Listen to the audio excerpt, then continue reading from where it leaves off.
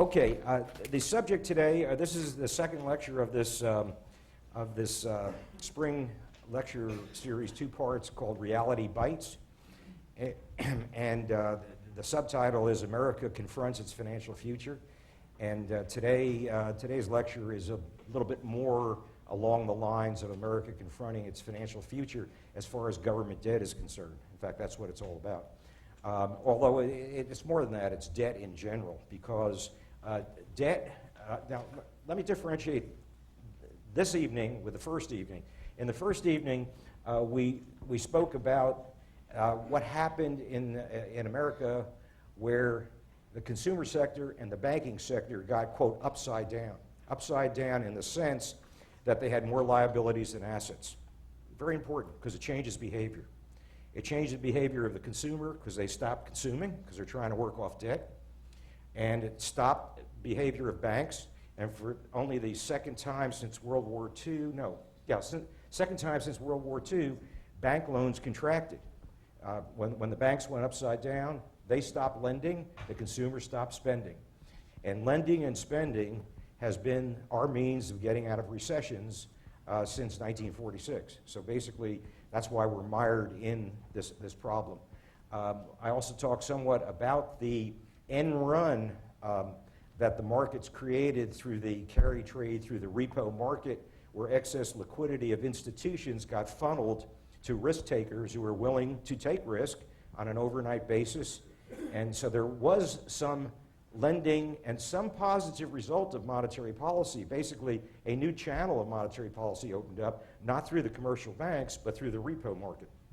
And that's indeed what drove the risk takers, whether it be hedge funds, banks, or commercial banks, as we found out, to be overnight borrowers of institutional money to leverage up in the carry trade on an overnight basis with the presumption it's daily renewal. So basically we had this economy and banking system that was fragmented. We had part of the banking system, the commercial banking system wasn't lending, except perhaps a few of the large ones. And basically those who were debt dependent on commercial banks were cut off. And on the other hand, the businesses in America that could reach the public capital markets were overflowing with loans and overflowing with the ability to refinance their balance sheet. They could actually go to market and do equity offerings to raise equity to pay off debt. So they delevered that way, and they rolled their debt over at longer maturities and lower rates. So basically, we have this bifurcation of the economy. Any corporation that could reach the capital markets or the public debt markets were made better off in this roundabout method of capital funneling to them via the investment banks, via the repo market. Those who were, like myself, dependent on commercial banks were cut off at the knees. And basically, the category that's cut off at the knees, basically, the most important category is residential and commercial real estate. So we have this bifurcated economy, and we have upside down with consumer and upside down with banks. What I want to do today is not change the subject, but shift to the government, focus on the government. The government is also upside down. The metrics for the government being upside down is not assets minus liabilities so much as, actually I've never seen an accounting of what the government assets are. You try to find it on Google and there's I know of no market value of government assets. I mean, they own a lot of land and things like that. They have minerals, et cetera, et cetera. It would be nice to know, given this very extended debt side of the government balance sheet, what their assets also are. But the discussion about government capability of being upside down or paying its debt is generally more related to the issue of debt relative to income. And income provides the ability of the government to tax the income, to service the debt, to keep going. So basically, the government sense of financial distress instead of being assets minus liabilities as the metric, it's more the metric of debt relative to income. And basically that's how I'm going to proceed tonight and talk about debt to income. Before I get going, there's just to give you some ideas of why I started this or came up in early February with the idea of going ahead with another alumni lecture, is just to get a flavor for it. If you take a look at the handout, I hope you all have handouts. If not, there's some up here. If anyone needs one, they're right here in my box. The first article is worth skimming over. A Greek crisis is coming to America. This came out February 10th, so it's just 3 weeks ago. And this is, let's say that this article resonated with me in the sense that it's very, very difficult. Well, basically, what the point the article makes is that we have a dichotomized world. We have the former LDCs, which are now emerging nations. They are growing very rapidly, and we have and their terms of trade are extremely competitive, and they're beating the developed countries out in trade. So the developed countries of the world, of the Western world, which primarily would be Japan, Europe, and the United States, are lagging in growth now for 2 decades relative to the developing countries. So basically, what this article points out, which is something that's been coming for a long time, basically it's been coming for 20 years, because we're losing out in terms of trade. They're running trade surpluses, we're running trade deficits, with very few exceptions. Germany might be one of the few developed world exceptions to that. But basically what this article points out is that the debt is overwhelming. The developed world got into the mindset of finding ways to contain its level of consumption when faced with economic adversity. And we've had 2 decades of economic adversity. And the usual way to maintain your consumption, or I like calling it permanent consumption, in contrast to Milton Friedman's permanent income. The Western world had this idea of entitlement. We're entitled to live the way we've been living, and just because we're in a 20-year recession, that shouldn't stop us, because the government can somehow make it better by the government using its balance sheet to extend benefits to the private sector. So basically, the question becomes at what point does the developed world have to face reality? It has been piling on debt for 2 decades in an effort to try to keep its consumption level where they're accustomed to. The reason it all comes to a head right now, for 2 reasons. One is, quote, the Great Recession, which is not just a U.S. phenomenon, it's a worldwide phenomenon. And Europe, in fact, I think might have been hit harder than us. Japan is doing, I believe, a lot worse than we are, and has been for some time. So basically, it's a developed world phenomena of slow growth and the government trying to maintain a custom style of consumption. Then if you add on top of that the Great Recession, as I say, which is worldwide, and great recessions of the sort we're having, which takes down institutions and requires significant levels of government borrowing, adds more borrowing onto the government's balance sheet.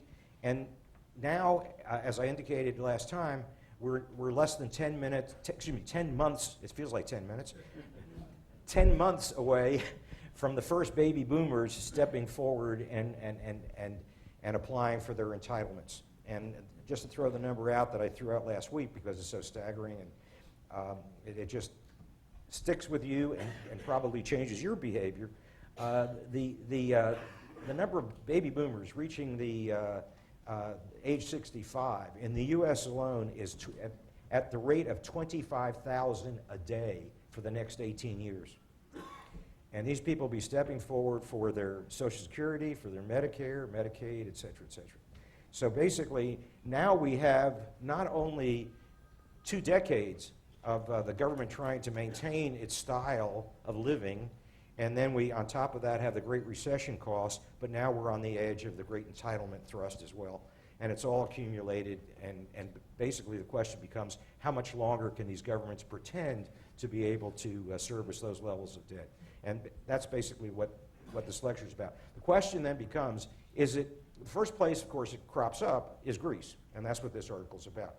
And Greece was just simply, let's say, a shot across the bow to remind all developed countries as to what Greece is going through, we will indeed also go through. There were a few paragraphs out of here, a few phrases that are worth noting.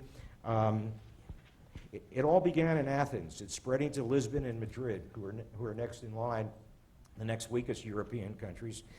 It would be a grave mistake to assume that the sovereign debt crisis that is unfolding will remain confined to the weaker Eurozone countries.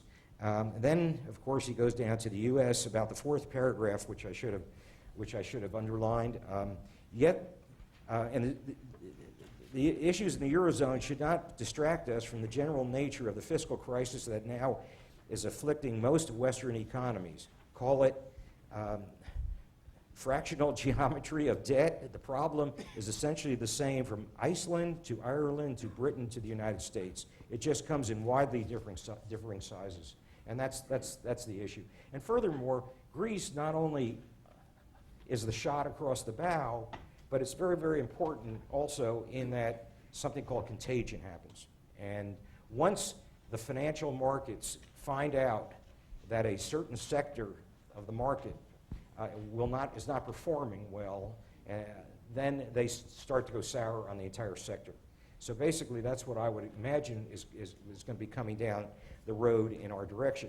It turns out, however, the U.S., to a very large extent, started down this road last year in 2009. The dollar fell, capital flowed out of the United States, treasury prices fell, and there was a run on our sovereigns. But then it all changed this year because we found out that as bad as we are, the Europeans are worse. And the capital is flowing from Europe in this direction. There's a capital flight out of Europe. The euro is declining, the dollar is appreciating, and the treasury is appreciating. Basically, where I'm going with this at the end is we caught a break. This might be the greatest opportunity that we'll be facing in the next, who knows, several decades to get out of the dollar on the most favorable terms possible. Because as of now, the market had to find some place to put the capital. And the capital went into the dollar and in turn into the treasury, but only in very, very, very short-term treasuries. I think something like the 3-month treasury it's under 10 basis points. So it all piled in that preserve. So basically, it presents us, if we come out of this thinking and understanding and feeling that this problem will come our way, it gives us an opportunity to get out of here on good terms. Then the question is, where do we go? And that's where I end up at the very end. Okay, so this first article lays out the problem, and it's really from the point of view of an investor who sees a problem, and it's not isolated to Greece, it's all the developed world countries. And as an investor, the whole asset class goes bad as far as they're concerned. But on the other hand, it's still hanging together temporarily. And as we pointed out last time, there's some cognitive dissonance. The risk of the U.S. is growing, but the price of the treasuries is rising. So I'll try to sort that out for you as we go. The second article, which also caught my attention, really comes at the problem from a different point of view. And actually, if we were to leaf through the handout, there are several points of view, all looking at the same problem through different lenses. And no matter which lens in this kaleidoscope you look through, you don't like what you see at the end. This particular article is New York Times, very recent. Oh, no, it wasn't that quite recent. It was November 23rd. Wave of debt payments facing U.S. government. They lay out some of the issues which I'll be laying out. Basically, because of the size of the deficit and the fact that it is mainly financed short-term under very favorable terms, the U.S. is catching this huge break right now. Our cost of carry of the U.S.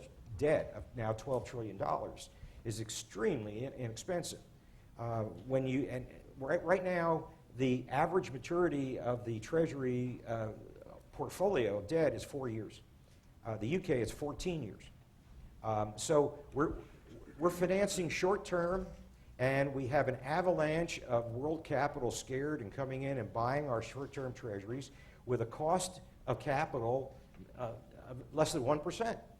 So basically, we're getting a tremendous break. And despite the break